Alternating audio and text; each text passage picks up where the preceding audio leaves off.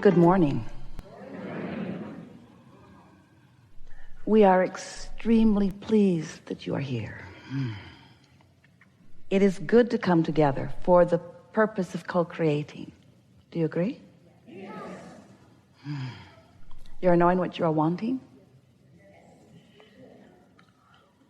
Are you enjoying the expansion of your personal desire? That's a good thing.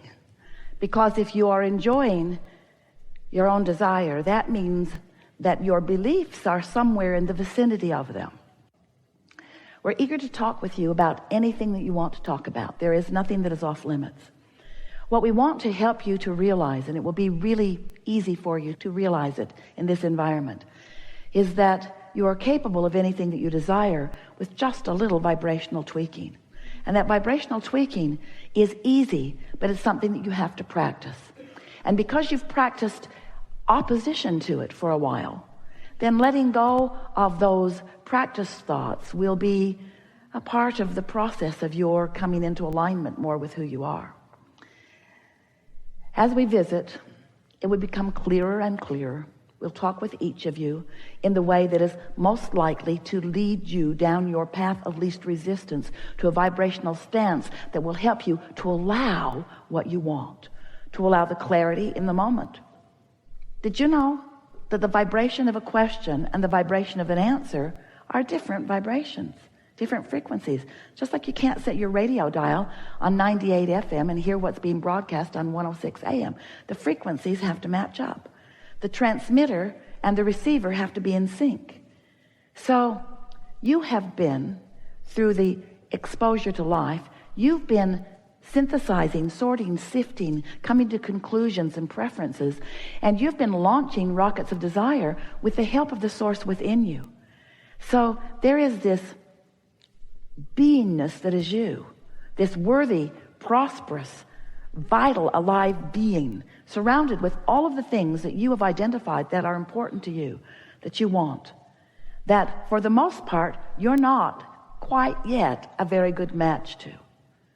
This seminar really is about helping you to come into vibrational alignment with who you really are, to allow the whole of you to be present.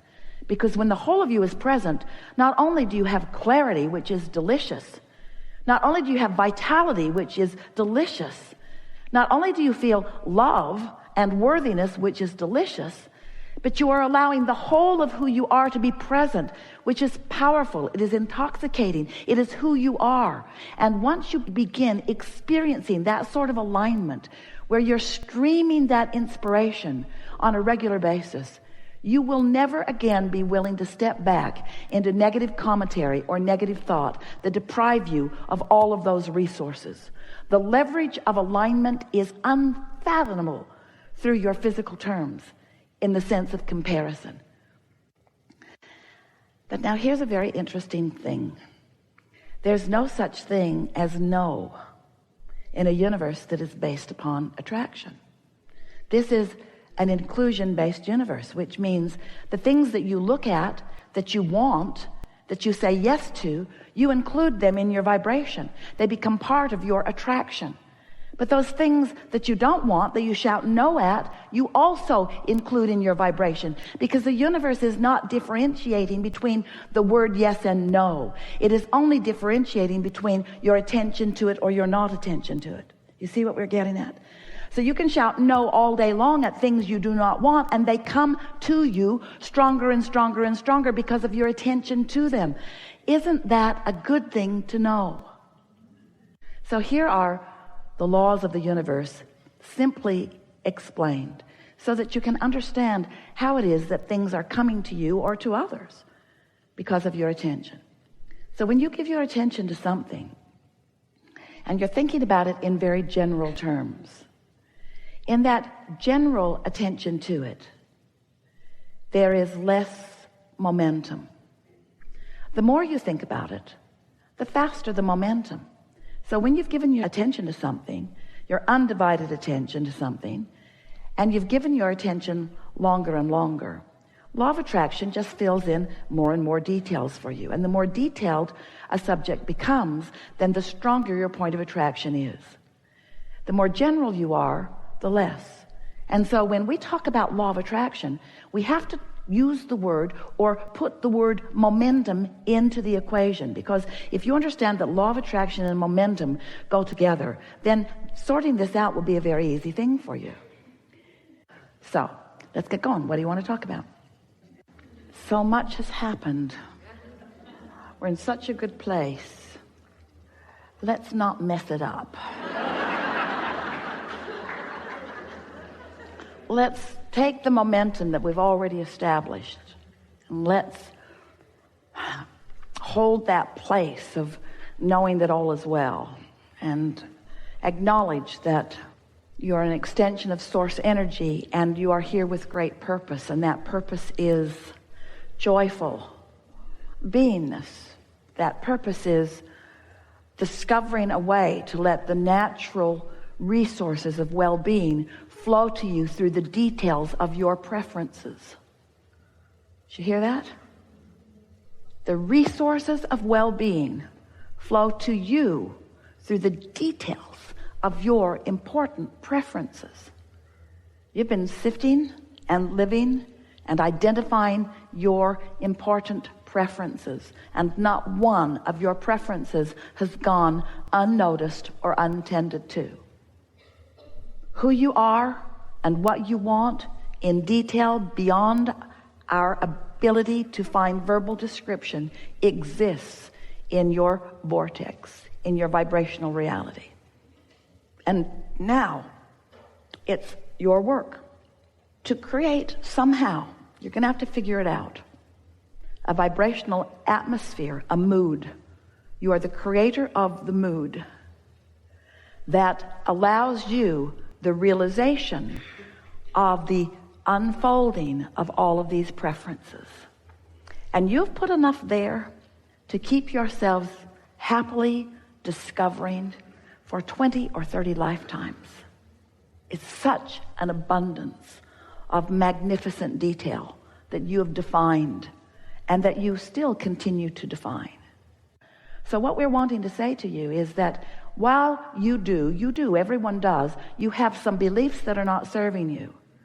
The source within you knows who you really are and what you really want. In other words, all day, every day, as you sift through the contrast of your experience, you are launching these rockets of desire. I don't want to be rude. I want to be kind. I don't want others to be rude. I want others to be kind. I don't want to not have enough of this. I want to live in prosperity of health and dollars and so forth. So as you've been launching these rockets of desire, these vibrations have emanated from you and have added to this vortex of creation that you were when you were born, that pure positive energy, all-knowing, powerful, worthy being that you are.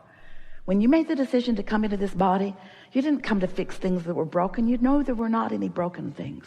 You came for the joyous experience of joyful expansion. And so there was a trajectory, there was momentum. We call that your vortex. It's this vibrational reality that has the potential of manifesting, but you have to, in your conscious awareness, be in a vibrational place that is in harmony with what's in this vortex. So you all have 24 hours a day, but the effort factor is so limited. When you are counting on your effort to compensate for alignment that you're not doing, you just can't make it up with hard work. There's just not enough action in the world to compensate for that misalignment of energies. But with just a little bit of awareness and understanding of how this all works, you can find yourself in vibrational alignment with who you really are, and you can access the energy that creates worlds and flow it through your vantage point toward the creation of whatever you want. You can feed the hungry. You can help the world find its balance. You can be or do or have anything that you choose, but you cannot do it from your disconnected, cut off from source energy perspective. You can't join the complainers and the pushers againsters and accomplish or be what you've come to be. So some of you have been listening to us for a while, yes? And you've been hearing us talking about law of attraction. and how powerful it is, and how there's no exclusion. And even though there's a war against drugs and a war against cancer and a war against teenage pregnancy and a war against and a war against and a war against a war against poverty, a war against the war against terrorism, a war against, all of those things are just getting bigger and bigger and bigger and bigger. Not one of those wars against anything is making anything smaller, because there is no exclusion. You cannot push it away. You only bring more of it to you, you see. And so the key to the happily ever after that you're wanting, the key is to clean up your focus. But you can't just all of a sudden stop thinking something that you've been thinking, because the law of attraction is bringing thoughts to you like the ones that are most active. So you've got to find ways of deactivating what you don't want by going general, and activating more and more what you do want, becoming more and more specific. You see what we're getting at? If you find yourself in the middle of a conversation about something that you do not want, stop talking about it as soon as you can. That helps. And in time, you'll stop talking about it, you'll stop thinking about it, you'll stop attracting it, you'll stop being part of that. Your point of attraction will shift. And that's really what we want to talk about here today. Let's get going. Let's sort it out a little bit at a time. It is our expectation that you will push the reset button today, that you will find vibrational alignment with who you are, and that you will participate in the energy of that alignment long enough that you will be forever vibrationally changed. Now, we don't mean this alignment that is certain to happen today is not like a college degree where once you get the certificate, you just hang it on your wall and it's yours forevermore. It's not like that, because your alignment either is or isn't in the moment. But you're going to be able to tell from now on whether you're in alignment or not, because you can tell by the way you feel. Your emotions are the key to your alignment. The better you feel, the more in alignment with who you are and all that you've become you are. The worse you feel, the more out of alignment you are. Sort of like the hot and cold game. Kate wanted to play that with Jerry and Esther when she was really little. They played it in a big building. She would hide something in the building, and then she would give them clues so that they could find it. You're getting warmer, she'd say. You're getting warmer. You're getting warmer. Getting colder. And because she knew where it was, and because she gave good clues, they always found it. It was so much fun. Sometimes Jerry would pretend that colder was warmer and warmer was colder, but Kate never let him get away with that. You know better than that. You know what warmer means, Jerry. You know what warmer means. You know.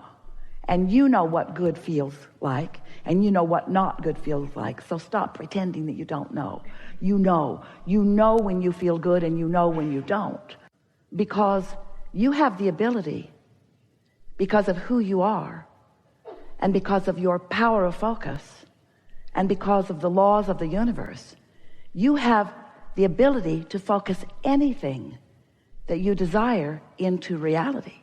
You can't create for others, but you can create anything. You can be or do or have anything that you define as something that you want, as long as your own thought does not contradict it.